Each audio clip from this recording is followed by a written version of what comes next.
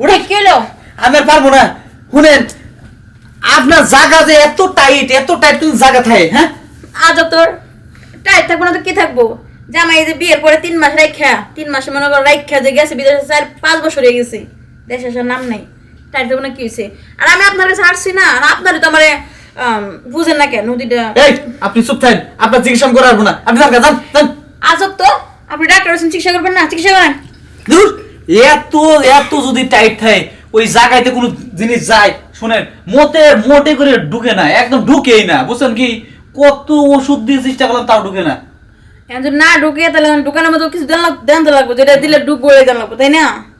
কি যে দিমু, আমার কাছে তার কোনো ক্রিম টিরিম নাই, জেল টেল যা ছিল তেল মাল সব শেষ করে দিয়েছি, বুঝছেন কি?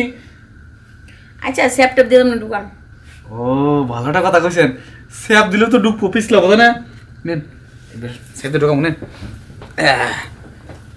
নেন। শুনেন, এই যে এবার পিছে গেছি না, এইবার দিমু জনমত দিমু, স্যাপ দিমু, বুঝছেন কি? নেন শুনেন, এবার কিন্তু দিলাম, স্যাপ দিয়ে দিলাম, বুঝছেন কি? এই যে বাদাইছি,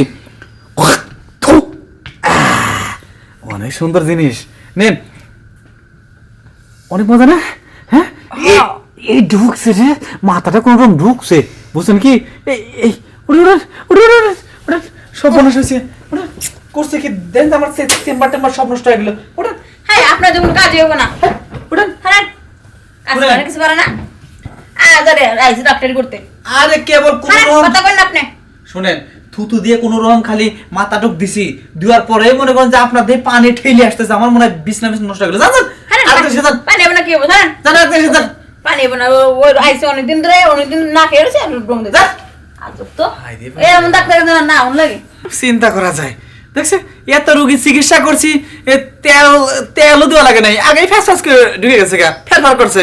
দেখো এই রোগী তেল শেষ করছি, জেল শেষ করছি, দেখো না মুখে থু শেষ করে লাইছি, কোন রকম ঢুকছে, ঢুকলি মনে হয় যে এখানে পানির ট্যাঙ্কি, খালি স্রোতের মতো গল গলে আবার নাকছে।